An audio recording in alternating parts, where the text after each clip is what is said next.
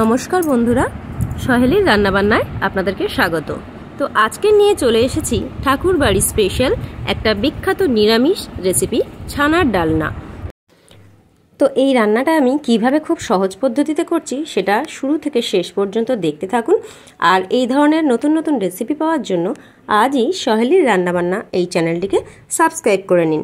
আর এই রেসিপিটা like comment করে আমাকে সাপোর্ট করতে ভুলবেন না। তো চলুন দেখে নেওয়া যাক আজকের রেসিপি, ছানার ডালনা। তো আমি কিভাবে করছি দেখুন। এখানে আমি প্রথমেই নিয়ে নিয়েছি 1 লিটার দুধ। এবারে দুধটাকে খুব হাই ফ্লেমে আমি ফুটিয়ে নেব। তারপরে দিয়ে দিচ্ছি প্রায় 1/4 কাপ ভিনিগার, দিয়ে দুধটাকে আমি ছানা কাটিয়ে নেব। এখানে আপনারা চাইলে পাতিলেবুর রস দিতে পারেন কিংবা ছানা কাটা পাউডারও ব্যবহার করতে পারেন। তো দুধটা কিন্তু আমি কন্টিনিউ নাড়তেই থাকবো। আর দেখুন দুধটা কিন্তু আস্তে আস্তে ছানা কাটতে শুরু করে দিয়েছে। আর এইভাবেই আমরা দুধ থেকে ছানা তৈরি করে নেব। ছানা কিন্তু সম্পূর্ণ রেডি হয়ে গেছে। এবার এটাকে আমি একটু ছেঁকে নেব। এখানে আমি একটা বড় বাটির উপরে একটা সুতির পরিষ্কার কাপড় দিয়েছি, তার মধ্যে ছানাটা ঢেলে দিলাম। এবারে ছানাটা দেওয়ার পর খুব ভালোভাবে একটু ঠান্ডা জল দিয়ে ছানাটাকে খুব ধুয়ে নেব, যাতে ভিনিগারের কোনো টক গন্ধ না থাকে। এবারে ছানাটাকে ভালো করে ছেঁকে নিয়েছি। নিয়ে এবার একটু ভারী কিছু ছানাটার উপরে চাপিয়ে দেবো প্রায় ঘন্টাখানেক, যাতে জলটা সম্পূর্ণরূপে ঝরে যায়। আর এই ছানা কাটার জলটা না ফেলে দিয়ে এটা কিন্তু আপনারা রেখে দিতেও পারেন।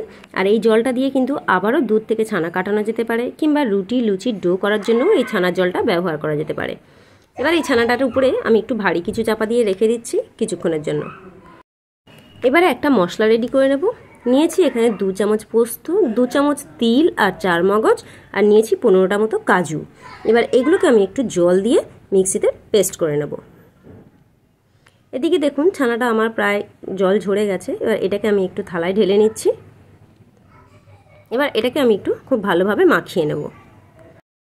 এখানে ছানাটাকে কিন্তু একটু সময় নিয়ে মাখতে হবে, কারণ না হলে ছানার বলগুলো ফেটে যেতে পারে। আর এই ছানাটা মাখানোর সময় দিয়ে দিচ্ছি আমি এখানে সামান্য পরিমাণ লবণ, 1/2 চামচ কাশ্মীরি লঙ্কার গুঁড়ো, 1/2 চামচ জিরে গুঁড়ো, 1/2 চামচ ধনে গুঁড়ো, আর সামান্য একটু গরম মশলা দিয়ে দিচ্ছি। দিয়ে খুব ভালোভাবে ছানাটাকে মেখে নেব। দেখুন ছানাটাকে আমি খুব ভালোভাবে মেখে নিচ্ছি। আর এই মাখাটা কিন্তু একটু সময় নিয়ে অন্তত 10 মিনিট তো ছানাটাকে এইভাবে মাখতে হবে, না হলে কিন্তু ছানার বলগুলো পুরো ফেটে যাবে। তেলে যখন ভাজতে যাব তখন কিন্তু পুরোপুরি ফেটে যাবে। তো তার জন্য ছানাটাকে আমি এইভাবে ভালো করে হাত দিয়ে ডলে ডলে মেখে নেব। তবে এই সময় ছানায় কিন্তু আমি কোনো রকম ময়দা ইউজ করছি না।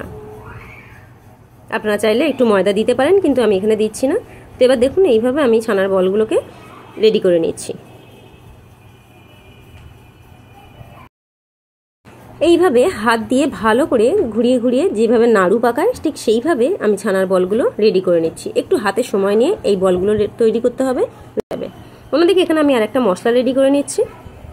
একটা বাটি নিয়েছি, সেই বাটির মধ্যে দিয়েছি 1/2 চামচ হলুদ গুঁড়ো, 1/2 চামচ জিরে গুঁড়ো, 1/2 চামচ গরম মশলা, 1/2 চামচ লবণ, আর 1/2 চামচ কাশ্মীরি লঙ্কার গুঁড়ো। লবণটা আপনারা আপনাদের প্রয়োজন মতো দেবেন। এটাকে এবার একটু জলে গুলে নেব। এদিকে কড়াই তেল দিয়ে দিয়েছি। তেল গরম হয়ে গেলে এবার ছানার বলগুলোকে আস্তে আস্তে কড়াই ছেড়ে দেব, দিয়ে বেশ ভালো লাল করে ভেজে নেব। তো এক পিঠ ভাজা হয়ে গেছে, আর এক পিঠ উল্টে দিয়েছি। তো এইভাবে উল্টে পাল্টে ভালো করে ছানার বলগুলোকে লাল করে ভেজে নেব। দেখুন বলগুলো বেশ ভাজা হয়ে গেছে লাল করে। এবার এগুলোকে আমি একটু তেলে থেকে তুলে নিচ্ছি। আবারও কয়েকটা বল, ছানার বল আমি তেলের মধ্যে দিয়ে দিয়েছি। এবার এগুলোকেও একটু ভেজে তুলে নিচ্ছি।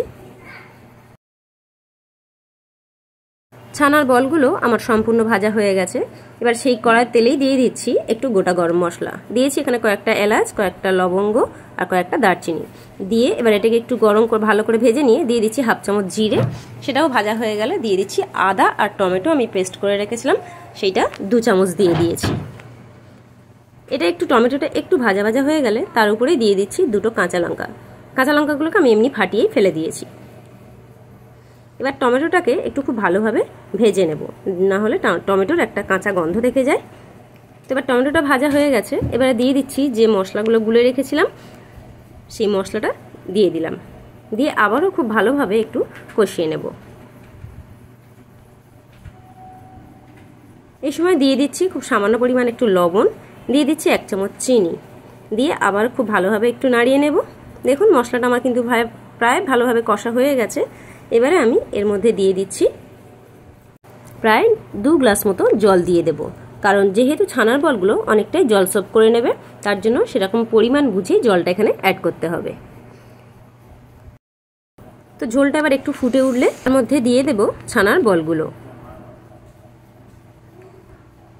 ছানার বলগুলো দিয়ে আবার মিনিট 5 একটু ফুটিয়ে নেব, যাতে ছানার বলের ভিতর নুন ঝাল সবটাই খুব ভালোভাবে ঢোকে।